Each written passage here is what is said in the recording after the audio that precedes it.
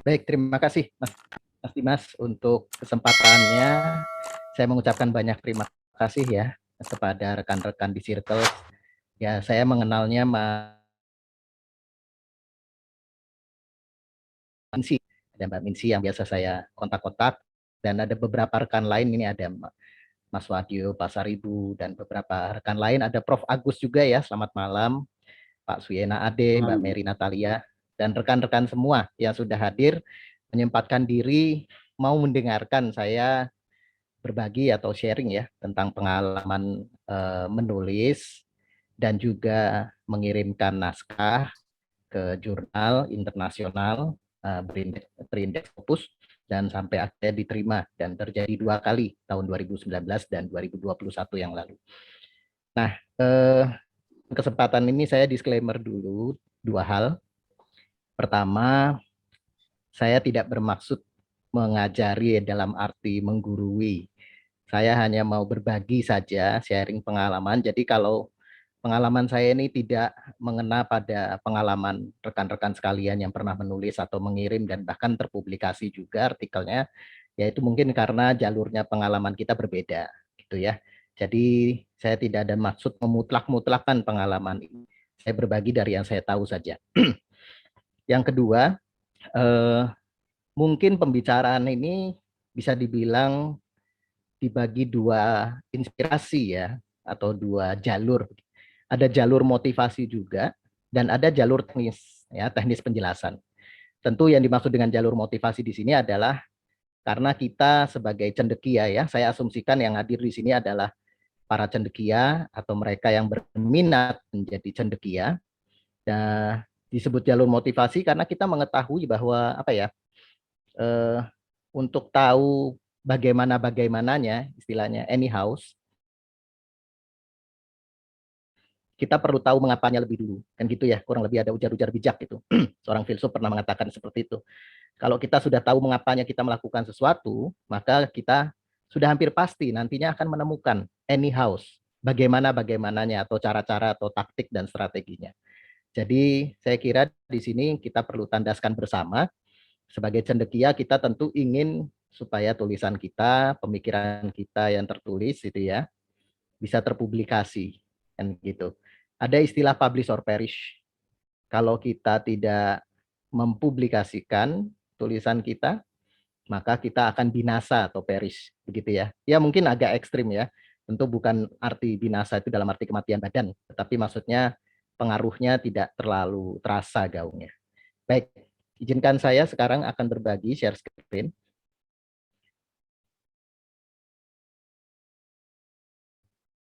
Kalau nanti sampai ada gangguan koneksi dari pihak saya, maka mungkin minta tolong panitia ya, mungkin bisa Mbak Minsi atau Mbak Mary untuk memberitahu saya lewat WhatsApp ya, bisa memberitahu saya lewat WhatsApp supaya saya bisa menyediakan cadangan istilahnya koneksi. Oke, apakah sementara ini sudah terlihat? Jelas, Bu. Oke, sudah jelas ya. Saya akan mulai. Terima kasih juga tadi ya sudah diperkenalkan profil saya. Jadi memang sekarang saya menjadi kandidat doktor dalam bidang ilmu komunikasi di Universitas Indonesia, sekaligus dosen tetap ilmu komunikasi di Universitas Multimedia Nusantara. Jadi pengalaman saya ini saya sebut 7 langkah gitu.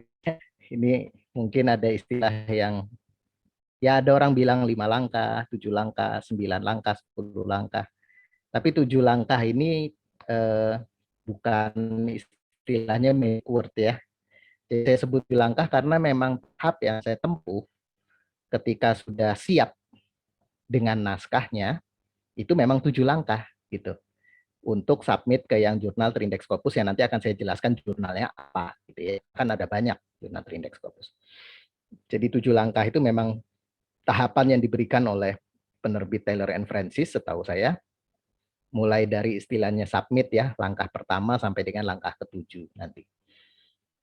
Oke, jadi di sini sudah lagi-lagi karena kita ini maksudnya sudah saya sharingnya itu adalah sharing tentang langkah teknis. Ketika naskah sudah siap, maka di sini diasumsikan bahwa rekan-rekan sekalian yang mendengarkan sharing saya malam hari ini bukan istilahnya apa ya, bukan ekspektasinya itu ke bagaimana menyiapkan supaya naskahnya menjadi siap atau istilahnya naskahnya berbobot, layak terbit semacam itu, berkualitas secara keilmuan, bukan pada bagian itu, karena itu nanti bisa jadi satu istilah webinar tersendiri gitu kali Mas Dimas ya.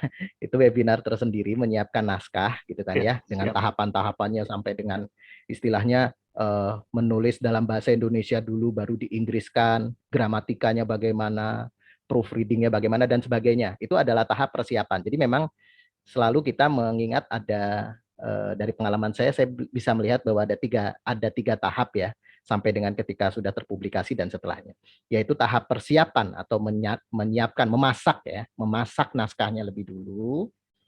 Kemudian yang akan saya sharingkan ini langkah yang kedua sebenarnya, tahap yang kedua, yaitu langkah submission. Dan nanti setelah submission kan masih ada follow up. Misalnya disurati sama editor gitu kan ya, diberi masukan oleh reviewer dan seterusnya. Itu adalah tahap istilah follow up setelah submit manuskripnya selesai dengan tahap yang kedua. Dan tahap setelah selesai itu nanti juga itu bisa jadi istilahnya webinar sendiri lagi, karena bagaimana memfollow up masukan dari editor itu agak berbeda dengan memfollow up masukan dari reviewer, ya kan begitu, dan seterusnya sampai dengan setelah publish pun.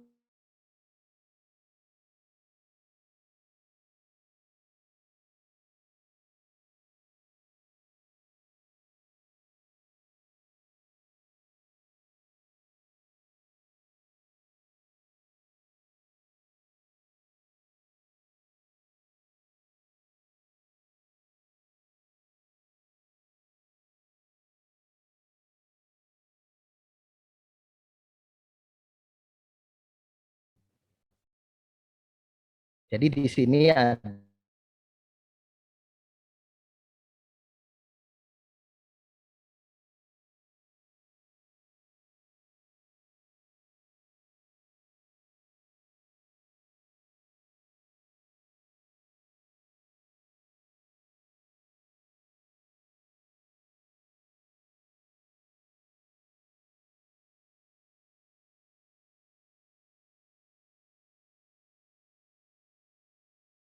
19. Sementara yang kedua itu publish online-nya 16 Maret 2021. Untuk yang pertama ini tahapnya relatif lebih cepat. Jadi ketika submit itu bulan Februari, sekitar itu, lalu Juli sudah publikasi. Jadi tahap apa ya namanya ya, istilahnya editing ya, editing dan reviewing dari pihak mereka, dari pihak jurnalnya hanya makan waktu 5 bulan. Gitu. Sementara untuk yang kedua agak lebih lama. Mulai dari submit itu sekitar bulan Juni ya, Juni tahun sebelumnya 2020, sampai akhirnya di accept itu bulan Februari dan akhirnya terpublikasi online-nya bulan Maret. Jadi itu relatif sekitar 8 bulan ya. Jadi sebenarnya kalau kita bicara soal waktu tunggu, istilahnya ya waktu tunggu itu berkisar antara 4 sampai 8 bulan itu untuk ukuran jurnal terindeks Scopus sudah bisa disebut cepat. Saya ulangi ya. Jadi waktu tunggu itu artinya sejak submit ya, hitungannya sejak submit. Bukan sejak menyusun naskahnya atau menulis naskahnya, bukan. Tapi sejak submit sampai kemudian mendapat balasan dari editor, dalam arti ini positif yang akan dilanjutkan dengan tahap review ya. Antara 4 sampai 8 bulan untuk ukuran jurnal terindeks Scopus Q1, Q2 yang saya tahu ya, itu disebutnya relatif cepat. Kalau yang disebutnya relatif sedang, waktu tunggu yang relatif sedang, itu mulai dari 8 bulan sampai 1,5 tahun. Jadi 8 sampai ya 14 bulan, 16 bulan semacam itu, kurang lebih ya. Eh, Setelah lewat dari 1,5 tahun itu yang disebut waktu tunggu yang relatif lama. Nah, tentu waktu tunggu yang relatif lama ini bisa macam-macam ya faktornya ya. Misalnya karena proses reviewnya alot, bisa sampai lebih dari 3 ronde contohnya. Maka itu yang nanti disebut reviewnya lama, prosesnya alot begitu ya. Tapi kalau jurnal Trindex Scopus Q1 rata-rata itu mereka memiliki sistem audit. Jadi justru kenapa saya mau dan senang ya berbagi topik seperti ini adalah karena saya yakin sistem audit itu sendiri menjaga mereka ya, mereka itu maksudnya editornya jurnal ya, untuk tidak berlama-lama dengan sebuah naskah. Karena mereka diaudit. Entah itu yang audit Scopus atau apa, itu urusan lain ya. Artinya bukan yang menjadi pikiran kita. Tetapi maksudnya audit itu salah satunya audit adalah kapan dari mereka menerima naskah masuk gitu ya, sampai dengan kan jalurnya bisa dua, langsung rejection, istilahnya desktop rejection, langsung dari pihak editor menolak, atau mereka langsung menerima. Nah, menerima itu biasanya langsung dikirim ke reviewer, kan gitu. Nah, kalau sudah menerima itu artinya kita tidak diberitahu, tahu-tahu nanti sudah dapat masukan dari reviewer yang disebut ronde 1. Nah, semacam itu. Jadi, kalau saya sebut 4 sampai 8 bulan dari pengalaman saya 2 kali ini, itu adalah karena menurut saya mereka sendiri juga dikejar oleh yang disebut audit ya. Mereka memiliki semacam standar mutu ya, untuk menjaga jangan sampai ada naskah yang masuk itu dicuekin setahun. Nah, ini mungkin rata-rata yang, dan saya juga mungkin bisa mengkritik ya, karena saya sendiri juga seorang editor jurnal Ultimacom. Sebelumnya saya menjadi ketua redaksi jurnal Ultima Humaniora. Jadi memang kalau di Indonesia, jurnal di Indonesia yang saya tahu, mungkin ada juga yang tidak begitu, tapi yang saya tahu, dari submit itu sampai dapat tanggapan dari editor, padahal itu rejection bisa lebih dari 2 bulan. Ada yang seperti itu. Ada yang bahkan lebih dari 3 bulan juga ada. Itu padahal hanya untuk ditolak. Gitu ya. Jadi ini sesuatu yang menurut saya ya sayang aja gitu ya. Mendingan kalau ditolak ya sudah 1 paling lama 2 bulan lah. Udah ditolak kalau memang. Nah, tapi kalau misalnya diterima, artinya kan ada proses review ya. Itu kan sampai setengah tahun, bahkan bisa sampai setahun. Itu baru ronde. Nah, itu kan artinya belum, nanti kan habis itu kan ada percakapan ya, ada dialog atau revisi-revisi gitu. Itu jadi agak lama.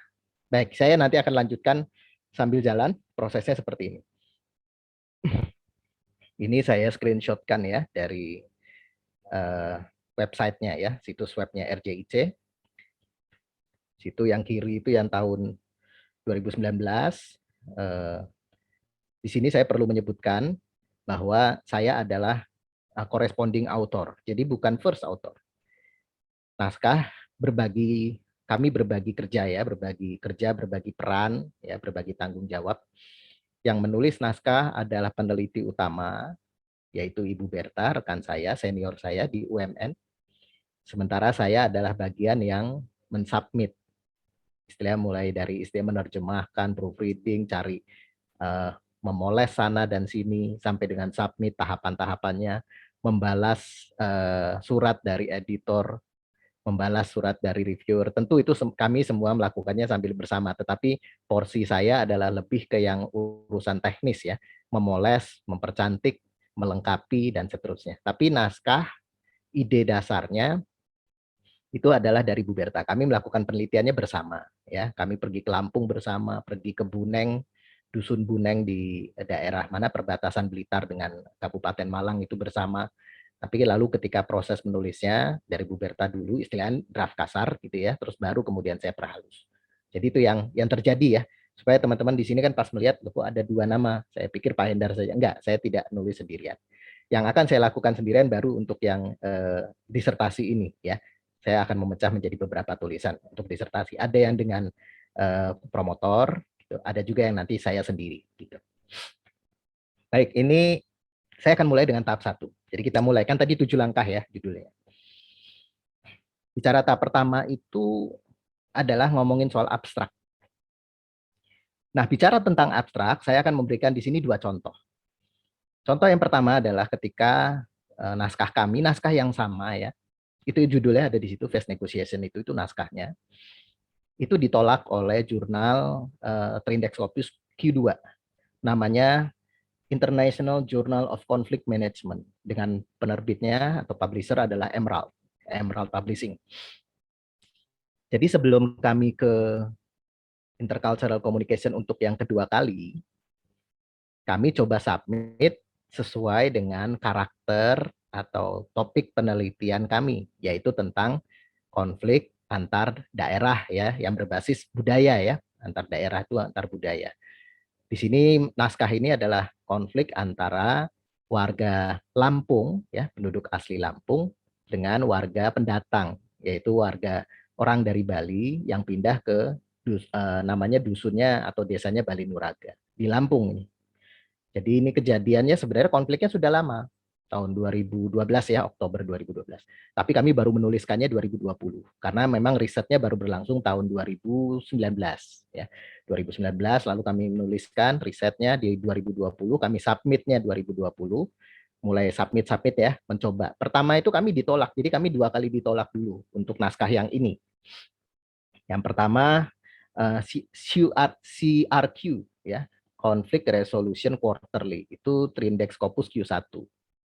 Ditolak karena alasannya MN Scope-nya nggak cocok. MN Scope itu adalah cakupan dan tujuan. Ya. Cakupan dan tujuan dari jurnalnya tidak cocok dengan karakter penelitian kami. Nah, tidak cocoknya apa? Biasanya misalnya yang disebutkan oleh mereka, mereka ternyata metodenya lebih suka yang eksperimental. Ya. Jadi eksperimen bukan mereka bereksperimen dengan konflik, bukan. Tetapi maksudnya resolusi konfliknya dilakukan dengan tahap-tahap eksperimen. Nah, kita tahu ya kalau eksperimen itu kan adalah golden means atau semacam apa itu ya, istilahnya ukuran emas ya, ukuran emas dari pendekatan kuantitatif. Sementara kami risetnya dengan pendekatan kualitatif, sifatnya yang lebih etnografis begitu. Jadi nggak cocok karena mereka prefer dengan konflik resolution yang sifatnya eksperimental. Ya sudah, gitu ya, ditolak. Tidak perlu baper setelah ditolak itu ya. Artinya kami juga waktu itu wah ditolak nggak cocok, ya udah cari nextnya apa nih, next in line gitu ya. Kami coba yang kedua ini IJCMA, International Journal of Conflict Management. Ternyata di versinya mereka ya, versinya IJCMA ini Trindex Scopus Q2 itu mereka juga menolak karena lagi-lagi tidak cocok MN scope-nya. Jadi kami kena 2 kali itu di desktop rejection. Jadi belum sampai ke tahap reviewer. Nah, di desktop rejection itu mereka selalu menyebutkannya bukan abstraknya jelek atau apa, bukan. Tapi aim and scope, dan ini adalah roh ya dari jurnal yang dijaga oleh editornya. Itu tidak cocok. Ya, mereka menyebutkan misalnya di sini kami melihatnya menurut editornya dalam surat penolakan itu, di sini tidak cocok dengan style kami, gitu kata mereka mengatakan seperti itu. Style kami itu adalah konflik antar negara atau antar pihak yang melibatkan lintas negara. Nah, semacam itu. Kan jadi lalu, wah nggak cocok nih. Karena kami kan bukan konflik antar negara yang diteliti, tetapi konflik antar kelompok penduduk dalam sebuah lokasi yang spesifik, yaitu desa. Jadi juga bukan konfliknya bukan yang kayak di contoh ya, Ambon atau Poso, itu kan memang besar ya. Tapi di sini konfliknya relatif kecil, dari segi jumlah juga kecil. Jumlah istilahnya fatality ya, jumlah kematian yang itu relatif kecil kalau misalnya dibandingkan dengan konflik Poso atau Ambon atau Aceh itu dengan GAM dan seterusnya. Tetapi poinnya kan memang bukan untuk menggali soal jumlah besar lalu akhirnya penelitiannya jadi lebih hebat, bukan itu juga. Ya. Nah akhirnya kami balik lagi. Kami sebut balik lagi karena kan tahun 2019 sudah pernah terbit. Kami coba submit kembali ke RJIC ya. Nah, di versi abstrak, tapi ini penting ya sebagai pengetahuan kita bersama, justru lewat proses penolakan yang terjadi, kami jadi belajar, oh kalau Emerald Publishing, khususnya yang saya lihat di IJCMA, mereka itu mintanya disebutnya extended abstract. Jadi bukan abstrak yang misalnya seperti nanti akan saya share setelah ini, setelah slide ini, 100 kata. Mereka bukan seperti itu, mereka justru mintanya extended abstract. Membaginya menjadi ada purpose, seperti apa, tujuan dari makalah ini atau riset ini adalah ngapain, gitu ya. Ada desain atau metodologi atau approach ya, yang disebut metodologi riset. Ada findings, ada research limitations dan implication atau implication, dan ada originality atau value yang disebut novelty kalau dalam penelitian-penelitian yang original article ya. Novelty-nya itu terakhir, di poin yang terakhir atau originality. Jadi extended abstract ini bisa sampai sekitar 500 kata ya, 500-600 kata bisa. Kalau dilihat di sini aja ini sekitar 500-an kata. Jadi extended ya, bukan short abstract tapi extended. Tentu ada pertimbangan mengapa jurnal A menggunakan extended, mengapa jurnal yang B menggunakan short, shortnya pun 100 kata, mengapa jurnal yang C menggunakan 200 kata dan seterusnya. Tapi itu adalah kebijakan otonominya dari jurnal itu sendiri. Jadi bukan tanda kutip bukan tugas kita atau bukan marwah kita untuk mengkritik atau mengubah, tetapi ya sudah kita ikuti aja, compliance saja, kita mengikuti aturan main yang diminta. Baik, berikutnya. Jadi ini penting sekali bahwa ada karakter abstrak yang berbeda. Nah, ini yang kami masukkan ketika di jurnal itu ya, di jurnal RJIC. Jadi di sini saya membuat ada 3 versi abstrak bahkan ya. Dari yang pertama kali masuk bulan apa itu bulan Mei ya kalau nggak salah, sampai dengan bulan Agustus lalu bulan Oktober. Jadi ada 3 versi abstrak. Tetapi semua versi itu ya tentu membuat versi abstrak sampai ada sekian banyak itu kan ada revisi kan ada masukan dari reviewer. Tapi semua itu karakternya sama secara teknis maksimal 100 kata ya. Jadi mulai dari kata current, di situ ada current study gitu ya. Mulai dari kata current sampai resolution, itu jumlahnya saya 99 kata. Itu saya bikin supaya jadi 99 kata. Ya, karena kalau jumlah abstraknya 101 saja, dia tidak mau masuk ke langkah kedua. Istilah dipencet next itu nggak mau. Nah, ini kan sesuatu yang menjadi satu challenge ya. Pada umumnya kita di yang saya tahu ya beberapa akademisi di Indonesia, saya termasuk di dalamnya, itu senangnya berpanjang-panjang cerita di depan. Jadi padahal di sini abstrak dia hanya minta 100 kata. Jadi betapa sulit merumuskan penelitian yang sampai waktu itu kami penelitian tulisannya bisa sampai 20.000 kata lebih ya. Padahal rata-rata kan mintanya kalau jurnal 7.000, 8.000, 9.000 kata. Tapi untuk jurnal yang ini saya nggak tahu kenapa mereka tidak menyebutkan jumlah kata. Dan ketika kami masukkan sampai 20.000 mereka tidak reject. Artinya mereka terima kan jumlah kata sampai segitu mereka nggak masalah ya. Editornya tidak masalah dengan itu. Jadi bayangkan dari 20.000 kata diperas menjadi 99 kata atau 100 kata saja. Itu luar biasa istilah buat pontang-panting. Jadi langkah pertama itu sendiri sudah merupakan sebuah tantangan besar tersendiri. Istilahnya kalau mau naik gunung itu sudah harus ada istilahnya kalau pernah ada yang pernah naik gunung gede gitu ya. Ada namanya tanjakan setan itu ya. Tanjakan setan itu diberi nama begitu karena begitu curam gitu ya. Jadi abstrak ini adalah langkah yang begitu curam. Di depan tuh udah langsung dikasih langkah yang curam sekali. Tapi tentu kalau kita sudah bisa melewati challenge yang langkah pertama ini, langkah-langkah berikutnya akan relatif terasa lebih mudah. Mari kita lihat langkah berikut. Ini saya tadi sebutkan ya, abstrak manuskrip yang versi pertama bulan Mei 2020, kemudian kan dapat masukan dari reviewer, kami perbaiki menjadi yang versi revisi minor ya. Revisi minor yang pertama yang 11 Agustus 2020, terus yang diperbaiki lagi karena dapat masukan lagi, jadi ronde ketiga ya, 8 Oktober 2020. Jadi ini revisi minor yang kedua. Jadi ada 3 versi abstrak, ronde 1, ronde 2, dan ronde 3. Kalau dilihat mirip-mirip, current study examine, current study examine. Kalimat pertamanya mirip-mirip, tetapi ternyata kalau kita baca lebih cermat, ada perbedaan. Misalnya contoh, yang kami ingat, yang sangat saya ingat ya, masukan dari reviewer adalah harus ada novelty yang kelihatan. Originality-nya apa di dalam abstrak yang hanya 100 kata itu. Kalau itu tidak ada, kami tidak bisa melanjutkan dengan tahap review berikutnya. Jadi kami benar-benar berjuang supaya originality itu muncul.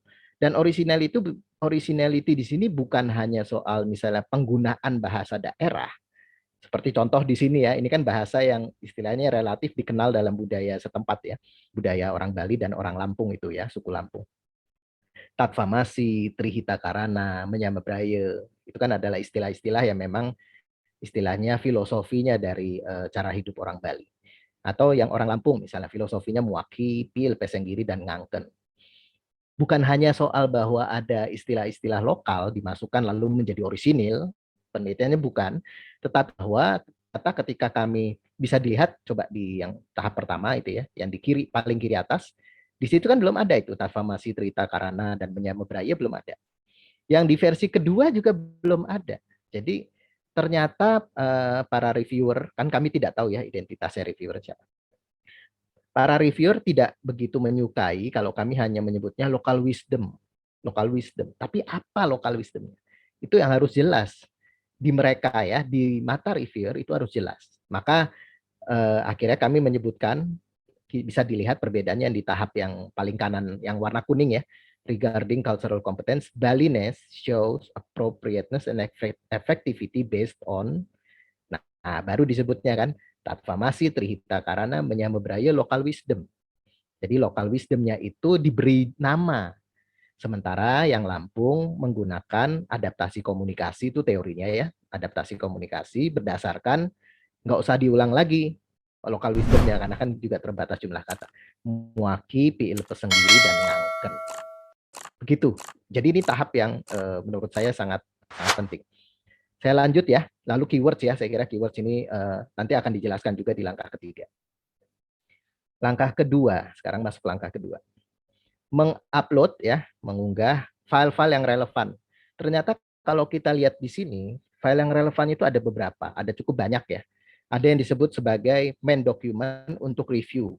Di situ tidak boleh ada nama kita, dalam arti nama penulis di atas ya. Kalau menyitasi karya sebelumnya boleh, tapi maksudnya nama yang tertera. Juga tidak boleh ada nama di filenya, ya karena dengan nama di file nanti bisa ketahuan. Jadi kita harus benar-benar cermat, jangan sampai ada nama kita bisa istilahnya terdeteksi gitu ya. Terus yang kedua adalah main document with full author details yang bukan untuk review, tapi itu untuk editor. Jadi dipisah dua begini, dipisah dua file. Terus kemudian ada yang disebut tables and figures ya. Tables itu tentu misalnya contoh table itu isinya daftar narasumber ya. Tapi karena ini peristiwanya di konflik kami samarkan namanya tidak disebutkan ya. Kecuali kalau itu peristiwanya positif ya. Artinya misalnya sesuatu tentang gotong royong gitu ya. Artinya itu kan hal-hal yang positif kita boleh menyebut namanya. Tentu ini juga dengan istilahnya research ethics ya. Research ethics kita perlu minta izin kepada orang yang menjadi subjek penelitian kita, apakah nama mereka boleh disebutkan di dalam tulisan kita yang akan dipublikasikan di jurnal ya. Itu research ethics. Ada yang versi non formal aja, artinya ngobrol gitu. Boleh ya Pak, nanti minta izin gitu, hanya ngomong biasa saja. Ada juga yang sifatnya lebih formal ya dengan tanda tangan dan seterusnya. Kalau itu tentang hal itu nanti kita cari istilahnya common normsnya saja. Ya. Terus yang ke figure ya, figure itu adalah bagan penjelas ya. Jadi ada bagian penjelas. Misalnya bagian penjelas kerangka teori menurut Deardorff, intercultural competence, communication competence itu seperti apa. Atau kalau di sini kami menggunakan phase maintenance ya atau phase negotiation model dari Stella Tingtumi. Jadi di sini Bu Berta memasukkan dan saya harus memasukkannya ke dalam file yang terpisah. Jadi filenya dipisah-pisah itu. Lalu file yang dipisah-pisah, misalnya table itu dipisah sendiri, nanti dikasih judul tabelnya figur 1, upload. Nanti kasih judul figur 2, upload. Tentu juga dengan captionnya, jangan lupa dengan caption. Baik, berikutnya tahap ketiga ya, langkah yang ketiga. Langkah ketiga itu adalah memilih kata-kata kunci dari, di sini kebetulan ya, karena memang settingan OJS-nya begitu ya mereka ya. Mereka sudah menyediakan semacam keywords yang berasal dari penelitian-penelitian sebelumnya. Dan kalau kita lihat, mereka udah volume 50 ya. Artinya sudah 50 tahun gitu ya. Volume 50 itu kan menandai tahun beroperasinya jurnal ini. Jadi sudah ada 50 volume, setiap volume itu sekitar berapa edisi gitu ya. Ada 4 atau ada 6. Jadi setiap 2 bulan sekali mereka terbit. Jadi di sini tuh mereka udah memasukkan, ya ini kerja tim editornya lah mungkin ya. Misalnya ada ethnic identity, ethnocentrism, etnografi, ethnolinguistic vitality. Jadi kami tinggal milih aja. Ternyata face work sudah ada. Jadi istilah face work itu sudah pernah ada yang meneliti dan itu satu keuntungan bagi kami ya karena artinya ada continuity, ada kesinambungan dengan penelitian sebelumnya yang pernah dimuat di jurnal ini. Itu sebuah advantage point ya, sebuah advantage point. Jadi face work ya udah kami pilih misalnya gitu ya. Kan itu lihat di paling bawah kanan face work ya. Conflict resolution itu juga istilah yang cukup umum. Interethnic conflict, local wisdom itu juga ada, intercultural competence dan seterusnya. Di kami hanya boleh memilih 6 ya, maksimal 6. Kalau kita mencoba memasukkan 7 ya nggak keterima sama OJS-nya, jadi dia nggak bisa maju ke langkah berikutnya. Tapi kalau 5 masih boleh. Cuman ya kalau ada disediakan sampai 6 dan kita bisa melihat bahwa 6 itu konsep yang memang sentral dalam tulisan, dalam manuskrip yang kita submit, mengapa tidak pilih 6 gitu kan? Mengapa harus 4? Kalau bisa kita 6, kita maksimalkan saja. Berikutnya. Ini tahap keempat ya, melengkapi data authors dan institution. Ini tahap yang saya sebut technical tadi, tetapi kita perlu hati-hati adalah karena soal urutan ya. siapa penulis pertama, siapa penulis kedua, siapa penulis ketiga, dan seterusnya. Bisa sampai 4, sampai 6. Ya. Nanti terus kita harus memberikan order, ini urutan ya, order. Lalu nanti actions-nya kita select dia sebagai apa? Apakah dia corresponding autornya juga, first author? Nah, di sini saya memilihnya Bu Berta sebagai first author, saya sebagai corresponding author. Di sini ada tulisan corresponding author. Jadi corresponding author itu yang nanti sifatnya istilahnya lalu lintas percakapan ya, terutama lewat email dan lewat OJS-nya versi manuskrip sentral, itu nanti yang balas saya. Gitu, kurang lebih ya. Seperti ini, jadi kita lengkapi nama lembaganya seperti apa, lalu nomor HP. Di sini nomor HP satu penulis pertama saya berikan nomor HP, lalu penulis yang berikutnya yaitu saya corresponding author saya berikan nomor telepon kantor ya, nomor telepon kantor.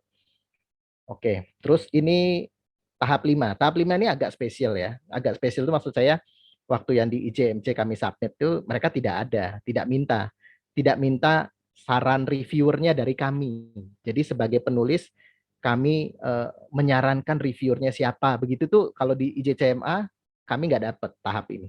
Tapi nggak tahu ya kenapa ya di Taylor Francis itu mereka mungkin melihat bahwa siapa tahu penulis ini malah tahu figur atau tokoh cendekia yang memang ahli pada bidang tersebut. Contoh kalau misalnya di sini saya nulis tentang hukum internasional ya, mungkin saya akan menyebutkan nama Prof. Agustinus Suprianto. Saya masukkan di sini nanti namanya. Prof. Agustinus Suprianto dari universitas mana, expertise-nya international law misalnya. Nah, terus berikan reason, berikan alasan.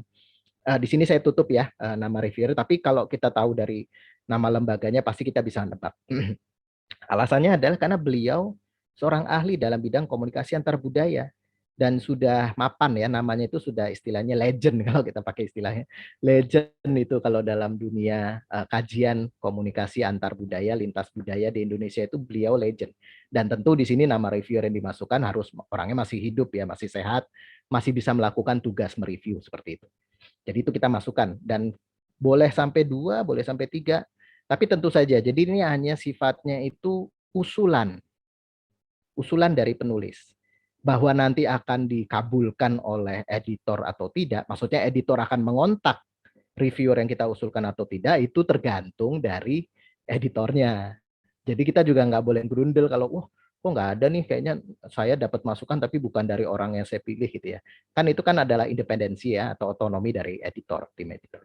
Berikutnya ya, ini tahap yang agak menurut saya tuh apa ya, yang paling perintilannya banyak, tahap 6. Jadi waspada bagi teman-teman yang mungkin akan sudah siap naskah dan siap mau submit gitu ya. Dengan tahap 6 ini tolong agak cermat ya, waspada, coba dilihat saja. Itu ada banyak sekali yang harus istilahnya yang harus dimasukkan. Apakah ada funding atau enggak? Pernah disubmit ke jurnal lain enggak sebelumnya? Mau membayar nggak jurnalnya, istilahnya kalau open access gitu ya. Jadi kan kalau open access kita harus bayar. Atau hanya submit ke jurnal ini saja atau enggak, perlu dikonfirmasi. Apakah research-nya memenuhi istilahnya tadi ya, riset etik ya, ethical guideline. Terus apalagi preparation-nya, macam-macamnya, conflict of interest-nya ada atau enggak, special issue atau bukan. Jadi coba kalau dilihat di sini dari nomor istilahnya berapa ini, no funders itu ya, dari no funders entered sampai dengan accepted manuscript disclaimer is required field, itu ada lebih dari 10 poin itu. Ini makanya saya bilang tahapnya perintilan dan memang agak butuh waktu cukup lama ketika mengisi atau melengkapi tahap yang ke-6 ini. Termasuk cover letter. Nah, ini juga sesuatu yang menurut saya agak spesial ya. Saya nggak tahu, mungkin karena pengalaman saya yang masih minim, kan baru 3 tahun lalu, 4 tahun lalu kan. Istilahnya mencoba submit. Cover letter tuh sesuatu yang menurut saya baru kalau ketika mau submit manuskrip gitu ya. Jadi ternyata di cover letter tuh bukan abstrak saja. Ya abstrak boleh tentu dimasukkan di dalamnya. Tetapi bukan cuma abstrak saja. Jadi kita kayak, dear editor, kita kayak ketok pintu gitu ya, tok tok tok gitu. Permisi nih editor, saya mau submit artikel nih. Ini artikelnya bicara tentang ini, tentu ya, namanya topik itu harus dibahas dan seterusnya ya. Jadi abstrak kan bisa masuk bahkan. Tapi yang perlu lebih disoroti adalah bagaimana kita mau dua hal ya. Paling tidak menurut saya cover letter yang bagus ini setelah pengalaman 2 kali submit, saya menjadi makin paham ya. Cover letter yang bagus tuh sekurang-kurangnya memuat selain tadi abstrak ya. Abstrak nggak saya hitung karena itu ya udahlah ya, necessary step.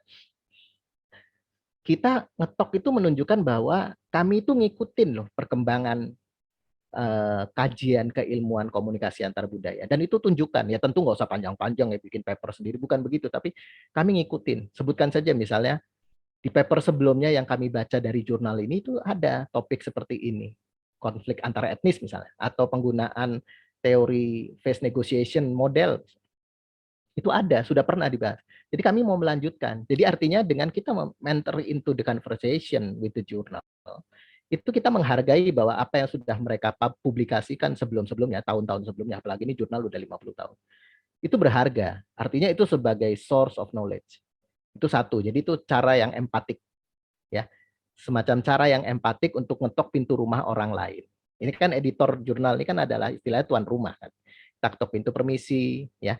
Selain menyebutkan saya itu siapa, kami itu siapa, itu juga sudah ada kan keterangannya tadi, dosen dan seterusnya. Tapi terutama yang perlu lebih dilihat itu adalah kami ngikutin perkembangan keilmuan komunikasi antar budaya. Misalnya lalu menunjukkan kami baca ini, nggak usah pamer terlalu banyak juga ya, sebutkannya satu apa dua gitu ya, artikel sebelumnya yang dirujuk. Itu yang pertama. Jadi istilahnya kita menghargai mereka jurnal ini sebagai source of knowledge ya, source of knowledge dan novelty untuk penelitian. Itu satu. Yang kedua, kita juga menunjukkan apa sih pentingnya penelitian ini, sesuatu yang mungkin perlu diuraikan sedikit lebih panjang daripada yang bisa dimuat di dalam abstrak. Contoh misalnya local wisdom. Kenapa sih penting ya local wisdom itu kalau dalam istilahnya resolusi konflik dewasa ini? Mengapa kita perlu menengok, memperhatikan, memberi fokus pada local wisdom itu sebagai istilahnya resource apa untuk konflik resolution itu. Nah, itu kita yang perlu memberikan semacam highlight ya. Dan kenapa kasus yang dipilih ini kecil tetapi menurut penulis itu signifikan. Itu juga boleh disampaikan di situ. Jadi cover letter itu semacam ada ringkasan kalau pakai versi tadi extended abstract, tetapi ada lebih plusnya karena kita coba lebih empatik. Bahasanya pun cover letter tidak formal banget. Beda dengan misalnya bahasa karakter tulisan yang di jurnalnya ya, di artikelnya itu kan relatif informal English. Tapi di sini kita bahkan boleh menyebutkan anekdot misalnya semacam itu. Tentu bukannya joke yang dalam arti biasa diketahui ya. Misalnya kenapa pendekatan local wisdom dalam resolusi konflik dan bukan pendekatan legal misalnya. Dan bukan pendekatan politik. Itu kan boleh dibahas seperti itu di dalam cover letter. Baik. Dan ini sudah mau tahap terakhir. Oke, ini ya, ini contoh ya, details and comments ya, cover letter, Dear RJIC Journal Editor, we propose this article dan seterusnya ya. Lalu dia ada dua versi, PDF dan HTML, itu untuk nanti di mereka ya, dari sistemnya OJS, mereka akan membuat menjadi format PDF dan format HTML. Lalu ada funding, lalu no, this manuscript been submitted previously to this journal, no, kami jawab no, karena memang belum. Artinya ini artikel baru. Terus, are you willing to pay the journal fee for color reproduction? Nah, ini mungkin kadang-kadang yang orang keliru tangkep ya, bahwa oh kalau submit ke jurnal harus bayar mahal ya, bisa sampai 25 juta. Sabar dulu, nanti kita boleh tanya. Itu maksudnya apa? Apakah untuk artikel processing charge, termasuk soal color reproduction ini kan adalah artikel processing charge gitu ya. Atau itu untuk sesuatu yang lain. Jadi kadang-kadang kita bilang, oh harus bayar, sabar dulu.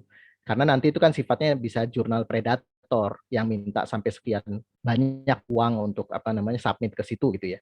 Itu namanya jurnal predator ya, yang jadi lebih mementingkan duitnya tapi bukan kualitas keilmuan yang akan dibahas macam itu. Jadi kita perlu hati-hati kalau ada yang rekan yang bilang, oh mahal kalau ke ini Taylor and Francis harus bayar. Kita coba kualifikasi dulu pernyataannya. Kok bisa sampai statement seperti itu yang keluar, karena kami sendiri juga tidak pernah untuk bayar ketika submit ke situ. Lalu confirm the following ya, apakah submitted solely to this journal, jadi tidak paralel ya, itu sebenarnya melanggar etika publikasi ya. Jadi kita sebar gitu ya ke beberapa jurnal paralel, hanya paling selisih sehari 2 hari gitu. Itu tidak etis ya kalau dalam kacamata para pengelola jurnal seperti ini. Dan seterusnya ya. Ini ada details and comments step 6. Tuh, bahkan kita juga ada contoh number of figures ada berapa. Jadi ada berapa bagan, ada berapa foto, ada berapa color figures, ada berapa jumlah tables ya, tabel. Jumlah katanya berapa, tapi tidak termasuk referensi. Terus jumlah pages manuskrip pagesnya berapa dan seterusnya. Dan ini yang sampai di bawahnya ya. Jadi ada beberapa istilah isian yang tadi saya sebut perintilan itu. Dan ini tahap terakhir, review dan submit. Jadi ini semacam cek recheck aja, gitu ya. Tahap cek and recheck aja.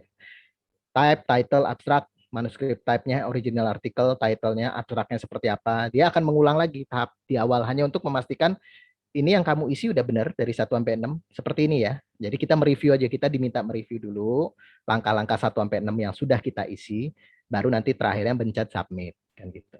Oh ya, itu ada please view your proof below ya. Itu disediakan oleh OJS-nya ya. Open Journal System-nya emang mereka akan minta kita harus mencet menjadi HTML dan menjadi PDF semacam apa ya, proof verification, baru setelah itu kita bisa disebut submit. Nah, ini nanti mereka ada penomoran ini sendiri setelah kita PDF ya.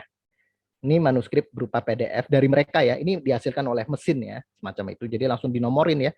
1, 2, 3, 20. Ini jadi halaman pertama ini. Keywords itu artinya ada di line 22 sampai 24 kan gitu kan. Karena apa? Penomoran ini nanti reviewer menggunakan penomoran ini.